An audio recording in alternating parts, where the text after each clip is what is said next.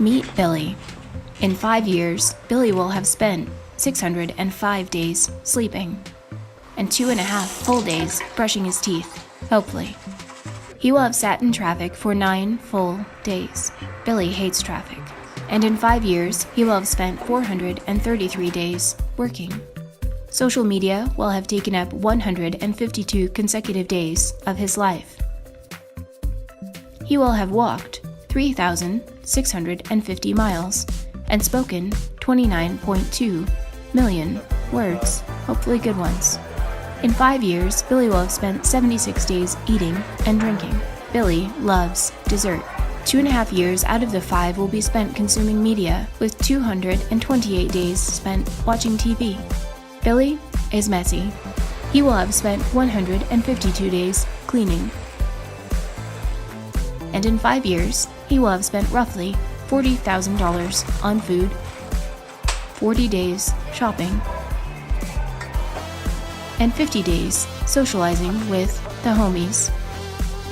Welcome to you in 5 years. Well, again, good morning and happy Mother's Day to all you moms out there. I'm telling you, you do not get nearly the credit you deserve, and I promise I'm not just saying that because I'm getting caught up in the moment of Mother's Day. My wife and I are blessed in that my wife is able to stay at home full-time with our 2 children, and I am convinced that it is the most difficult job on the planet. And again, I'm not just saying that for hyperbole or because, again, it's Mother's Day. I want to make you feel better about yourselves because I actually say that because there's probably been, my wife might say this is even generous, about 20 times where I have watched both of my kids for like an extended period of time, like 4 or 5 hours. Most difficult moments of my life. Like the most difficult moments of my life. Like at the end of that time, I'm just like a shell of who I once was. My wife comes walking through the door and I'm like, oh, thank God. And I just kind of like push my kids towards her. And then I inevitably go outside, take my shirt off and start smoking cigarettes. That's a joke. I don't smoke, but you get the idea. To all you moms, I really cannot give you enough credit for all that you guys do. You're amazing. It's awesome that we have a day that is just meant to celebrate you. And hopefully there's at least this day, one day a year, where you get to do whatever the heck you want to do. So you want to go home today and like lock yourself in the room away from the kids and binge watch Netflix and eat ice cream and take periodic naps, do it. And your husbands just kind of have to put up with it because after all, it's Mother's Day. But whether you're a mom or not, we really are excited that you're here today. No matter why you're here, no matter what it is that brought you through our doors, we're just thankful you decided to make Grumlaw a part of your week. We recognize that Mother's Day is a little bit unique. And that a lot of people walk through the doors of a church on Mother's Day that would otherwise never step foot into a church. In fact, statistically speaking, Mother's Day is the 3rd highest attended Sunday among American churches, only behind Christmas and Easter. And so with that thought in mind, I think we could appropriately rename Mother's Day to Guilt Trip Sunday. Because let's be honest, there's a whole mess of moms here today that guilted their kids and their husbands and their parents. I'm not really even sure how that one works. But you guilted like all these people into showing up here today because it's Mother's Day and we're going to church. And you're going to like it. So go into your closet and dig out that suit that smells like mothballs. So we're going to go to church and then afterwards you better believe we're going to go to an overpriced buffet and full of a bunch of other people who are also bummed out about their outfits. But we are really glad that you're here today. And our hope is that maybe you'll continue to give this a chance, that this won't just be something that you do like once or twice a year, that maybe you'll continue to come back here, even consider making this kind of a part of your weekly routine and see what God maybe wants to say to you through these services, as maybe as ridiculous or outlandish as that might sound to you right now. We're smack dab right now in the middle of a series, as you've probably already gathered, called You in 5 Years. In fact, we're entering into part 3 of 5 this morning. So it's kind of like you're entering into a movie like halfway through it. And so for that reason, if you weren't here for one of the first 2 weeks, we'd really encourage you to go to grumlaw.com/messages and get yourself caught up there. Or you can find us under Grumlaw Church wherever you grab your podcasts. And that's kind of really our hope, is that those weeks you're not able to be here, you're going online, and you're catching yourself up so you're not totally left in the dark. But if you did miss the first 2 weeks of the series, have no fear. We will get you caught up to speed. The premise is really, really simple. When it comes to human beings, and you all happen to fall into that category, because this is certainly not just a Christian thing. This is indeed a human being. This is a life thing. We underestimate what we can do in the long term, and we overestimate what we can do in the short term. We look into the short term and we deceive ourselves into thinking that we can get so much done.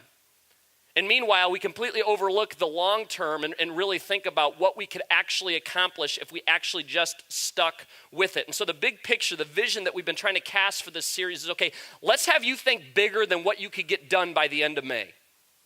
Let's think bigger than what you could get done by the end of 2019. Let's look forward to 2024 and really dream about what would change in your life if you really got after it and you began to trust in God like never before. Rather than just settling into apathy, rather than feeding yourself that terrible excuse, well, that's just who I am. Let's, as we talked about last week, let's make a drastic change.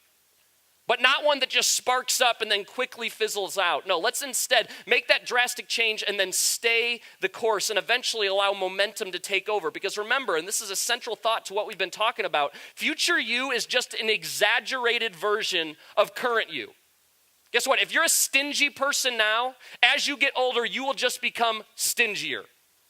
If you're kind and you're compassionate now, as you grow older, 5 years from now, you'll be even kinder, you'll be even more compassionate. If you're an angry person now, as you age, you are going to get angrier. If you're a pessimistic person now, 5 years from now, you will be even more negative unless you make a change. Unless there's some sort of intentional change that you implement into your life. And changing course, as we've talked about over these first 2 weeks, it doesn't involve taking these drastic, dramatic, one-time steps, but instead it takes ongoing consistency over an extended period of time, like a 5-year period of time. There's a Chinese proverb that says the journey of 1,000 miles begins with one step, and you can see the dude's name there. I'm not about to botch that up. But this is kind of an inspiring thought, right? Because no matter how daunting, no matter how lofty your goals, no matter how big the challenge that lays ahead of you, it all begins with just one single step. But this should also give us pause because this is a bit of a double-edged sword. You take one step in the wrong direction, and 5 years from now, you could very well find yourself 2,000 miles from where you actually want to be. Because you've traveled 1,000 miles in the opposite direction, and it's going to take you 1,000 miles to get back just to where you started, and then another 1,000 to where you actually want to go. We get to where we want to be, and ultimately where we don't want to be the exact same way. One step, one day at a time. And that's really what we're going to be focusing in on this morning. Something small adding up over time. Something too small to fail. Now, to better illustrate this and to glean a little bit more on this subject, we're going to jump into a passage of scripture that we find in the book of Exodus. I'm not going to assume that everybody knows their Bible really well, but the Bible is actually 66 different books combined to form one greater book that we refer to as the Bible. And even that's kind of divided into two sections. We have the Old Testament, and then we have the New Testament. Old Testament is kind of the first half of the Bible. It documents everything from the creation of mankind, from the creation of the world, right up to like right before the point where Jesus steps foot onto the scene, at which point the New Testament kind of takes over. And within the Old Testament, we have this book called Exodus. And Exodus, as its title might suggest, documents the exodus of the Israelites out from underneath the oppression of the Egyptians. Now, the Israelites were God's chosen people. If you didn't grow up in Sunday school, you're not used to hearing this kind of stuff, they were God's chosen people. And it all actually began with one man that went by the name of Abraham. And chances are, even if you haven't spent very much time in a church before, you've probably heard of Father Abraham. And Abraham was given some pretty crazy promises by God. One of those promises was that, hey, your descendants are going to be as plentiful as the stars. And in fact, God came true on that word. But through a series of events, we don't have time to cover all of it here this morning. I challenge you to actually read this stuff for yourself. The Bible is so rich and it's full of so much history and practical wisdom for our lives. But through a series of events, the Israelites found themselves under slavery to the Egyptians for a couple hundred years. So they're slaves for a couple hundred years. God finally hears their cries, and he's like, okay, I'm going to deliver you out of oppression from underneath the Egyptian. It's the whole story, the very dramatic tale of the Israelites passing through on dry ground as God literally split the Red Sea in half. Again, you guys have probably heard that story before. And once they pass through the Red Sea and the water collapses back to normal again, they're now ready to enter into what we now refer to as the promised land. This land that God would promise that generation after generation after generation of Israelites would live in this land, and they're ready to get to it. But before they're about to step into that promised land, God gives them a bit of a pep talk. Because while this is definitely going to be better than slavery, he wants them also to understand that this isn't going to be easy. That there are going to be some trials that certainly lay ahead of them. It's not just going to be smooth sailing from here. And similarly in our own lives, it's easy for us to continue in our current habits. It's easy for you to continue to be that angry person. It's easy for you to continue on with that addiction, for you to continue to drink. It's easy for you to come home, watch TV, eat whatever the heck you want to eat, sit back down in front of the television for another 2 hours, go to bed, wake up, and do it all over again and continue to live that mundane, let's be honest, not that meaningful of a life. Becoming who you want to be.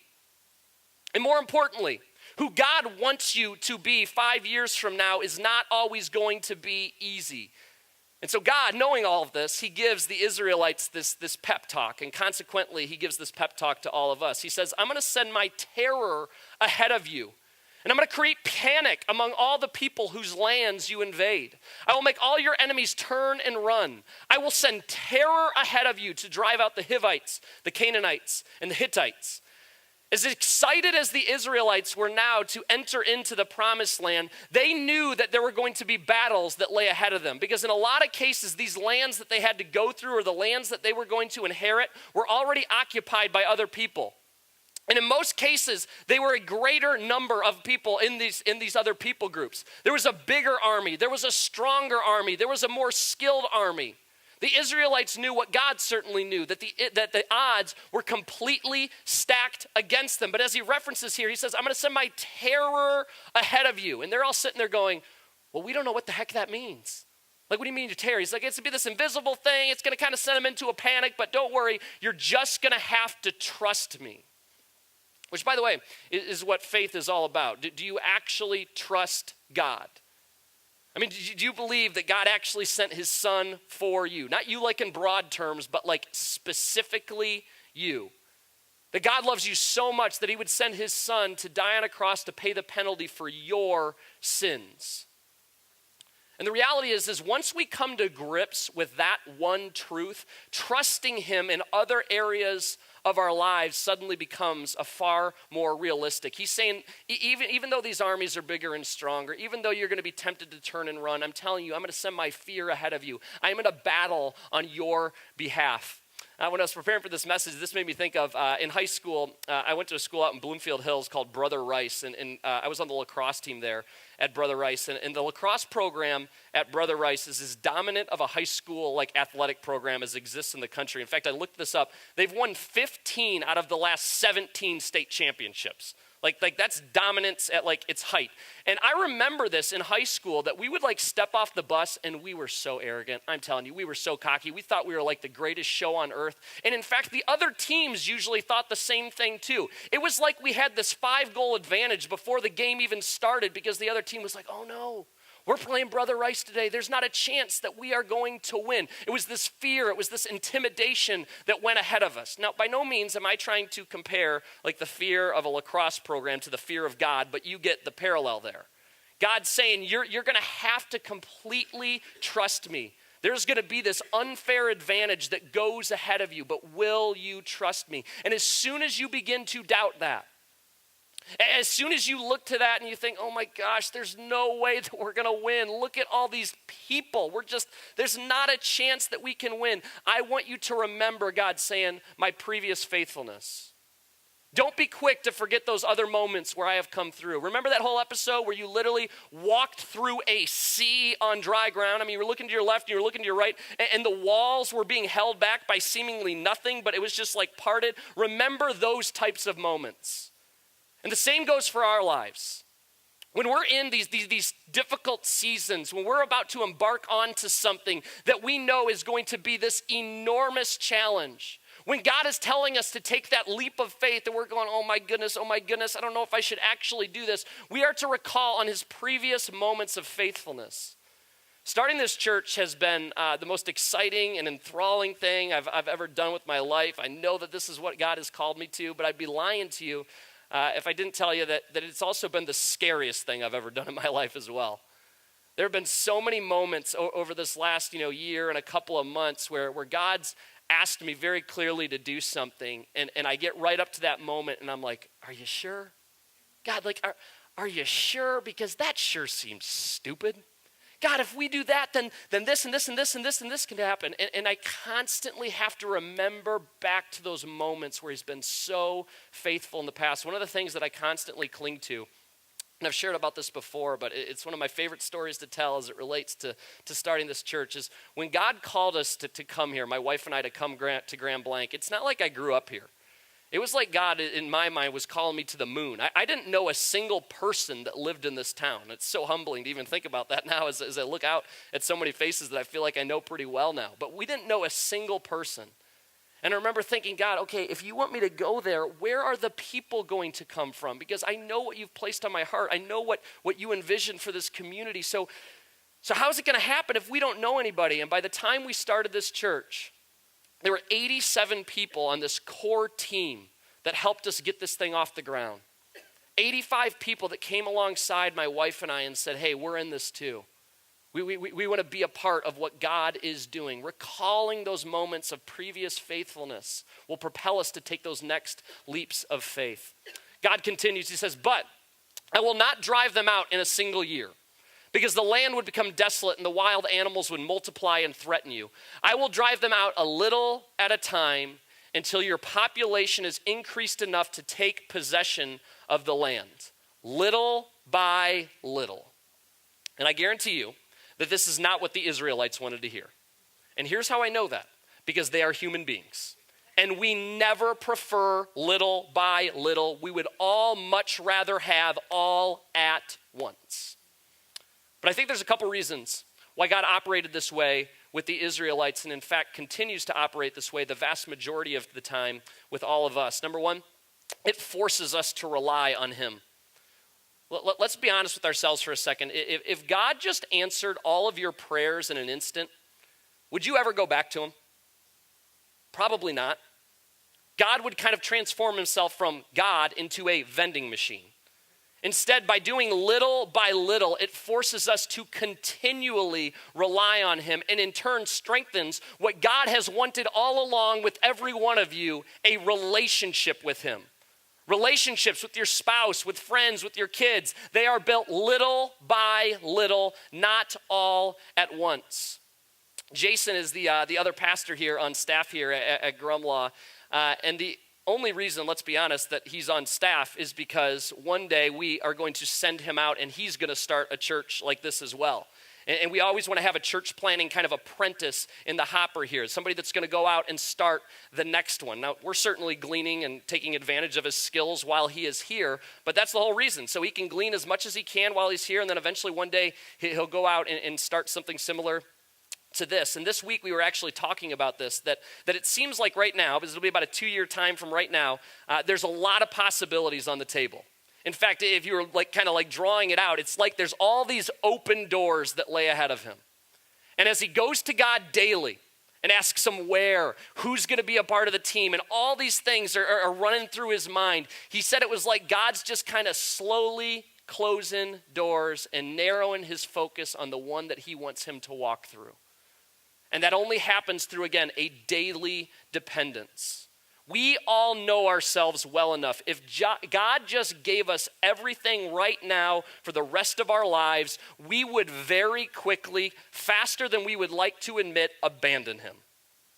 The relationship would fall apart. But he longs to be our daily dependence. So instead, little by little. And then the second reason, I think, is you have to maintain what you obtain. God got real practical here. He's like, okay, not only are you going to go into this land that I'm going to give you, but this isn't just some vacant parcel of land. I am going to give you homes that are fully furnished. I'm going to give you cities that have already been built. I'm going to give you an infrastructure that you can basically move right into. It's ready to rock. But if I was to give it to you all at once, you wouldn't have enough people to inhabit these cities. And over time, once you actually got those numbers up, these cities would be decrepit. They'd be falling apart. In that verse, it says, wild animals will inhabit the land. That's not some metaphor. He's literally like, there are going to be so many raccoons and possums that go moving into these places, you're not going to have enough live traps to take care of the problem. So instead, little by little. If you would have given all of it, all to the Israelites at once, they would have been biting off more than they could chew. When I graduated from college, I took my first job working at a camp in Ohio called Beulah Beach, and it was my first full-time job, and I didn't make very much money. In fact, I'll tell you what I made. I made $24,000 a year. Marriage was about a year away, but $24,000 at that time just felt like a lot of money because I was getting a consistent paycheck every couple weeks or every month. A lot of you can relate to that. It's like, yeah, no, it's not very much, but at least it's consistent. And up to that point in my life, I had always driven like the most beater, terrible vehicles. In fact, the last vehicle that I owned at that point was a 1987 Pontiac Grand Am that had more rust than any vehicle I have ever seen in my life. In fact, after I bought that car, about 2 weeks later, me and a group of buddies, we went on a mission trip to Brazil, and one of the goals we had set for ourselves was, okay, we are going to find a car that's worse than your car in a third world country. We didn't find it. It was the worst car I've ever seen running, and that's no exaggeration. Bought it for $400, drove it about 2.5 years, and then sold it actually for $400. So maybe I shouldn't dog on it all that much, but a $400 vehicle. So knowing that I was going to be married in about a year, knowing that my wife and I were engaged, I didn't want her to drive around this beater, so I was like, I'm going to buy us a car that we're not embarrassed to get into. And so I went to this dealership fully anticipating I was going to buy this Honda Accord, but wouldn't you know it, in the corner of a lot, there was this Audi A4 that caught my eye, and I was like, I think I can afford that. Like, yeah, I can afford to buy that. And I was like, that'd be cool. And I talked myself into it. And off I drove in this vehicle, not realizing that you have to maintain what you obtain. And while I certainly could afford the vehicle on the front end, I did not realize that vehicles like Mercedes and BMW and Audi have some of the most brutal routine maintenance I've ever heard of in my life. Why would an oil change cost $180? That does not make any sense to me. It does not matter how many free Milano cookies you give me in the lobby. I'm still ticked off about that. And so I drove that vehicle for 1.5 years and then eventually just took a bath on it and unloaded it because I could not maintain what I had obtained. The bank might be telling you that, yeah, you can't afford the house. We will give you the loan for the house. But remember, you have to maintain what you obtain, and you certainly don't want to be house poor. And God is telling the Israelites, and he's telling all of us, trust me little by little. It's the exact same message all these years later. Victory isn't one thing and you're undefeated. Victory is a small thing, continually repeated. And so we've been asking you throughout this series, where do you want to be? Honestly, think about that. Where do you want to be 5 years from now? We talked about this in the first week. I mentioned learning a new language. And some of you, that struck a chord. You're like, all right, I know I have that information circling around in my head. I took that language class in college or in high school. I'm finally going to learn that new language. Some of you want to lose a little bit of weight. You want to get into better shape. You want to develop some new hobbies. Some of you parents, you're like, I just want to be a better parent. And if you're ever going to get there, you have to make these steps smaller. And so for the rest of our time together, we're going to get really, really practical. And we're going to talk about getting small. Let's make our habits, as we mentioned earlier, too small to fail. If you're going to get to that 1,000-mile mark, we have to make the habits so incredibly tiny that you're actually going to do them. Because let's be honest, it's not that you're dreaming too much.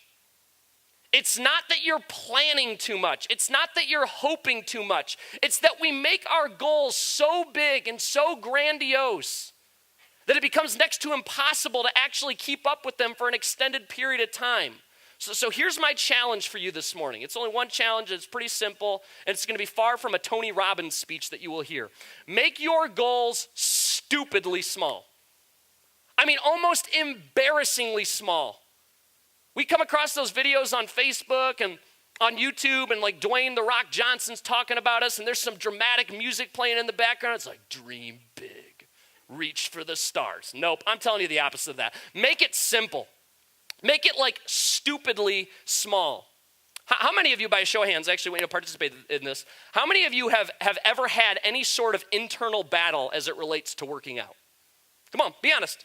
Ever had that internal battle with yourself? I want to. Okay, you put your hands up. That's just about everyone. And let's be honest, the people didn't put their hands up. They're having that battle right now. They're like, I don't really count yet because I don't know if I've won or not. But you've had that battle before. We've all had that internal battle about working out. And it probably for every single one of us looks about the same way. You get home from work, you get done eating dinner, and you're like, shouldn't I eat like 8 plates of fettuccine Alfredo? Feeling a little lethargic, and you're like, kind of have that internal like, okay, I can do it. And then you start to think through all the things you have to do to even get to the gym. You're like, okay, I got to go into my bedroom. I got to change my clothes. Then I got to get into my car, and then I got to drive to the gym, and then, I got to stretch. I hate stretching. Then I get on the treadmill, and I got to pretend like I'm in decent shape, even though I'm having a heart attack after 30 seconds. It's embarrassing if I come home too early, so then I got to go drive around the neighborhood so my wife doesn't think less of me. Okay, and then I come home, and I'm a little sweaty, so I get in the shower, and by the time I go through all this, I'm just so tired that I just want to go to bed and just boom, just like that, my night shot. So a lot of you, you have become professionals at making excuses as to why you're not going to work out, and I think it's because you're setting your goals too high. So how about you make it simpler? How about you say instead, okay, I'm going to do 100 push-ups a night. But that's not small enough, right? Because you know yourself well enough. You do 100 push-ups in one night, you're not going to be able to lift your arm above here for 2 weeks. And so boom, your goal fails again. So how about you make your goal, as we were saying here, stupid small. You say, I am going to literally do 1 push-up a night. You do not even have to change your clothes to do 1 push-up a night. In fact, that goal is so embarrassingly small that you'd be embarrassed not to do it, right? I mean, you'd have that internal debate on the couch, and you're like, I can do 1 push-up. I mean, it's 1. And so you get down, and you'd be like, okay, here, 1. But what'll happen is you'll get down there, and you'll do 1, and you're like, I can do 1. And you'll go, all right, I'm going to rip off a couple more. You go 1, you go 2, you go 3, and you'll do a couple more of those push-ups. I practiced that, don't worry. Because again, it's so small, and okay, that first night, maybe you only do 3, but maybe the next day you do 5, and before you know it, you're doing 2 sets of 10 by the end of a couple weeks, and after that, you're doing some wide stance, you're doing some narrow stance, you're doing some diamonds, you're clapping. I mean, you're knocking it all out. You guys should clap for that. That was fantastic. Yeah. I'm done because I'm out of breath. Have a good day. No, okay. You make the goal stupidly small, and as we talked about last week, the momentum slowly begins to take over. One of the challenges that we talked about in that first week was reading more. And a lot of you, I have no doubt that you probably do want to read more, but only 1 out of 3 college graduates read a book last year. Isn't that crazy? The vast majority of people just do not read, and I think it has something to do with the fact that we set the goals too high. You've made this goal of, I'm going to read 30 minutes a night. I'm going to read 1 book a month, which isn't specific enough, and we'll talk about that here in just a second. So make that goal stupidly small. What if you said, okay, I'm going to read 2 pages a night? I don't care how busy you are. Every single one of us has time to read 2 pages a night. That would take you less than 4 minutes. And you know what will happen? Just like with the push-ups. You'll get to the end of that second page, and the sentence ain't even over. And you're like, well, I'm not going to stop there. I mean, that's not even a complete thought. And you'd flip the page, and you'd feel like, oh my gosh, I'm breaking some rules here. And you go to the other side, and then you'd be like, well, this is kind of an interesting book. And you'll read at least till the end of the paragraph. And after keeping at this for a couple months, you actually will be reading 30 minutes a night, even though your goal has only been to read 2 pages a night. For those of you that want to learn that language, you've tried Rosetta Stone. You've watched the YouTube videos. You say, I'm going to take 30 minutes every night. Again, too big. Make it stupidly small. Say, I am just going to memorize a single word a night. And I'm telling you, even as simple as that is, if you keep at it, 1 word a night, and allow momentum to begin to take over, at the end of 5 years, you will be fluent in that language. A lot of you want to grow closer to God. In fact, I think a lot of people, by virtue of the fact that you're even here today with us, you would acknowledge that. You'd say, yeah, I want to know more about this relationship thing. And one of the most common questions I get is, okay, how do I actually trust God? How does my faith begin to grow? And I would challenge you the same thing. Make your goals stupidly small. What if every person in this room, every person in particular that isn't spending daily time with God, what if you just set your alarm 5 minutes earlier in the morning? I don't care how early you get up. 5 minutes is not going to be the make or break as to whether you are a grouch the next day. 5 minutes a day. You download the YouVersion app. Every single one of you should have that thing on your phone. It's a free Bible app called YouVersion. They even have it available for Android devices, which is mind blow, right? Download that thing. At least read the daily verse every single morning. Ask yourself the question, okay, how does that affect my life? What value does that say to me? What is God trying to say to me through that one verse? And spend just a couple minutes talking to God, sharing honest feelings with him. You'll be shocked at what changes in your life by that simple step of just saying to God, I am going to give you my first of every day. I'm going to give you the best part of my day, even if it's just 5 minutes, because here's what I know will happen. God will start to do things in your life, and by the end of a month, you'll be like, all right, I think I can do 15 minutes. And as time goes on, you'll eventually be at 30. and then you'll eventually be at an hour, and then you'll be trying to get to bed earlier at night so that you have more time to spend with your Creator, because it's actually turned into a relationship. Stupid, small, too small to fail. Now, a word of warning. I think we often get discouraged by the little. In fact, I know that we do, by the small. Because paying the minimum credit card payment doesn't even cover the interest. You try to stop drinking, and yeah, you have a week of sobriety under your belt, but unfortunately you still have that urge to drink. We despise the little because we all want instant progress. And so we don't end up sticking with anything long enough to actually see significant impact. But friends, this is how life works. And you, in fact, know this. I did not need to tell you this because your life, Christian or not, has shown you this. This isn't a Christian thing. This is a human being thing. It's little by little. Slow and steady wins the race. And so 4 last tips here, and then I'll jump off the stage here. 4 last tips I want to kind of leave you with here this morning as we think about making your goals stupidly small. Number 1 is choose carefully. Not all goals are created equal. Research actually says that there are certain habits that can actually transform the rest of your life. There's essentially kind of this spillover effect. They commonly refer to these as keystone habits. I challenge you to Google these for yourself. There's a lot of them, but I wrote down just a handful of them. Family dinners, making your bed. There's actually a very direct, and this is fascinating reading this week, that there's a direct correlation with making your bed and reducing debt.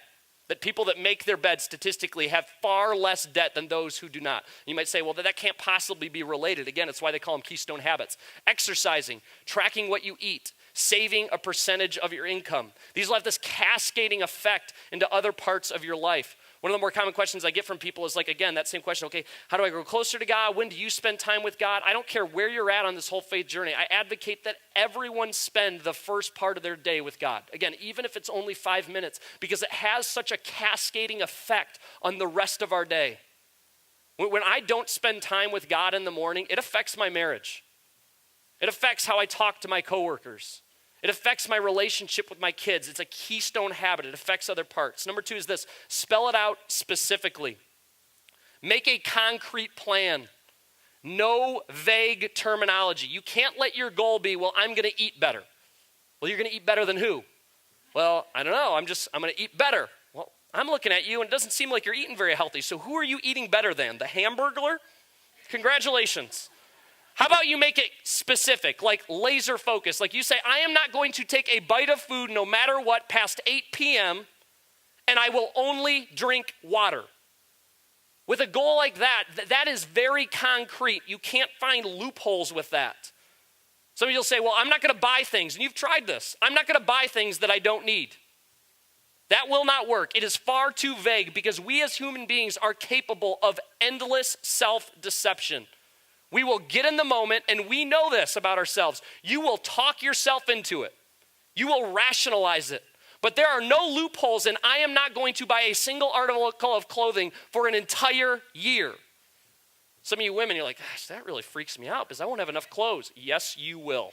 You would have enough clothes to give every orphan in the entire country of Africa an outfit, and you would still have some left over. Number 3, track it diligently. And this is so important because if you're not keeping score, you are just practicing. You will quickly lose interest. Think about it. When you go over to somebody's house and everybody's like kind of huddled around the TV and you know that they're watching a game and it's on a commercial, what's the question that somebody always asks? What's the score, right? What's the score? If you're not keeping score, you will lose interest.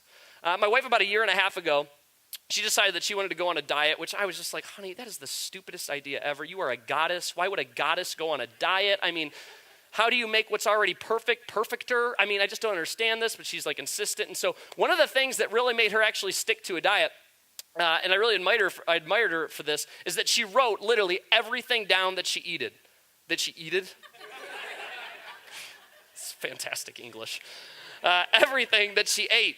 And from the big, obviously the meals she would write down, but she also wrote down the little things. She'd write down, crud, I ate 3 Honey Nut Cheerios out of my son's bowl.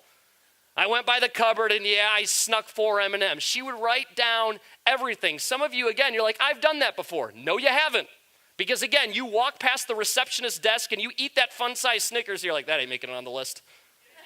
Write down everything. And then another thing she did, she took it a step further. She put it in a place that she knew that I would see it every day. And she asked me to intentionally look at it for accountability. And she said, if you see something on there or I ate something and you don't see it on that piece of paper, I want you to actually call me on it. There's a real science as to why people in programs like Alcoholics Anonymous track the number of days that they've been sober. Keeping score keeps you engaged. And then lastly, guard it aggressively. Guard it aggressively. You guard aggressively the days that you're linking together. They actually refer to this commonly as the Seinfeld method. For those of you that Jerry Seinfeld's a comedian, and early on in his comedy career, he had this massive wall calendar that he put in his apartment, like big, it covered the entire year, January all the way through December. And his goal was to just write one joke every single day. Even though he knew he was going to have to fill an entire monologue, even though down the road he was going to have to fill entire seasons of television shows, he said, I am just going to write one joke a day, and every single day that I write a joke, I'm going to put an X on the calendar. And his goal was to string together as many days as he possibly could. Get a calendar, track it, guard the momentum. Don't ever allow yourself to go 2 consecutive days in the opposite direction. When you link 2 days together in the opposite direction, that is habit suicide. There are going to be days that come up that you are just like deathly ill and you're like, I cannot physically do this. But don't ever let it happen 2 days in a row because then you are on your way in the opposite direction that you don't want to be. Little by little. And over time, even though it seems so small now, it will eventually become a lot. There's another book that we find in the Old Testament called Job. And if you never read Job, some of you thought, man, I thought it was Job. I'm going to learn how to get a job. No, it's Job. And there's a guy named Job in the Old Testament. It's a true story. And over a really short period of time, Job had basically everything stripped away from him. His family, his wealth, his influence in his community. I mean, everything just in an instant seemed to be taken away from Job. And in one of these moments where he's talking to a friend and he's like, I can't believe what has happened to my life. His friend encourages him and says, and though you started with little, you will end with much. Though, Job, you have reached rock bottom, little by little, start chipping away at it, and you will end with much. Listen, I don't want this to get confused to be like this motivational speech with a little bit of Jesus sprinkled in. Here's my real heart behind this. This doesn't ring anywhere more true than as it relates to our relationship with our Heavenly Father, which is something that I want so desperately for every single one of you. Because your life is just better with Jesus in it, plain and simple. My life's never been better than it is right now, and I'm closer to God than ever before, and that's certainly not a coincidence.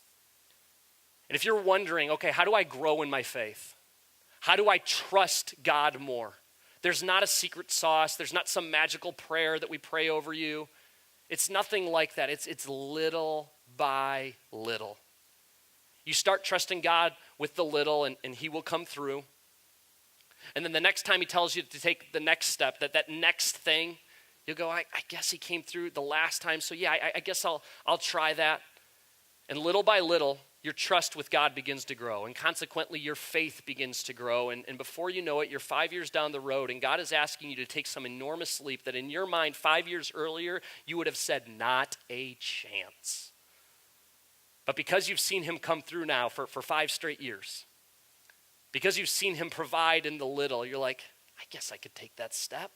He's been faithful the entire way, so why wouldn't I trust him with this now? Though you started with little, you will end with much. Victory is a small thing continuously repeated. Let me pray for you.